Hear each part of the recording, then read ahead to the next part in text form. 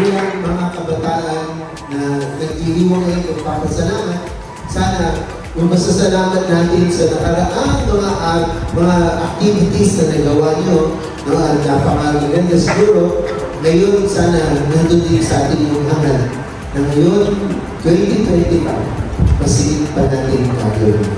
Amen?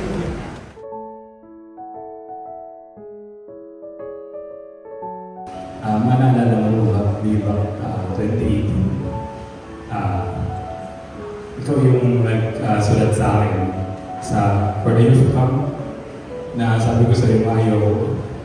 Pero lagi mong sinasabi sa akin na masaya doon na alam ko deep in your heart gusto mo akong makabalik sa pagpili ko kay Lord. Salamat kasi ng mga panahon na kailangan namin magtahi ng damit. Kailangan pagpuyatan yung mga susuotin ng mga kabataan. Nandiyan kayo. Nandiyan ka. Parang hindi ko kailangan problemahin ng sobra yung mga bagay na yun kasi alam ko pag-isip ko kinabukasan okay na. Salamat kasi hindi mo ko pinigilan simula ng unang pagtapa ko sa lugar na to. Di ko man masasabi sa iyo na wala pa akong ginagawa pero I love you, Mama. Wala ba ka ito, Ma? Ang lagi ko pong palalahan talaga na bumagal pa yung buhay niya kahit alam ko hindi mahaba ang buhay ng tao kung hindi natutunan tayo ng Diyos. Pero ang karanahan ko talaga ko yun na bumaba yung buhay niya kasi gusto ko siyang kasama mag-lingkod kay Lord. Kaya maraming salamat sa mga gabi na hinihintay niyo ako, sa mga gabi na sinusundo niyo ako galing pag-uwi dito sa Bulacan.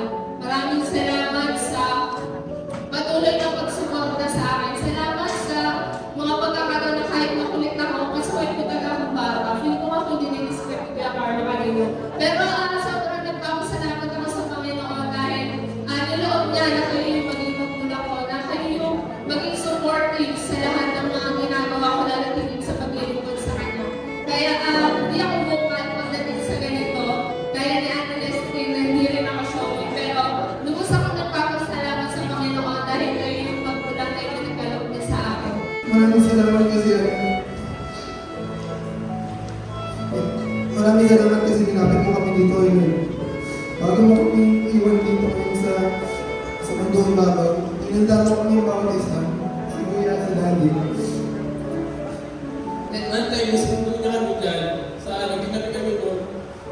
Nung sama-sama yung mga bata, nag-aamang nagtinda sa labas. Sabi niya, tingnan mo nga yung mga bata na wala kang sikat ng araw hanggang sa paglulog, paglilingkod sa Diyos.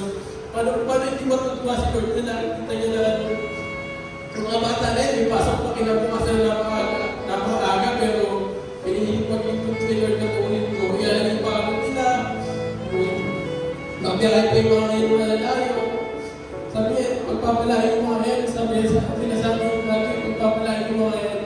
Sabi niya, pagkat siya yung kasama lagi si Cecil niya sa Rosary.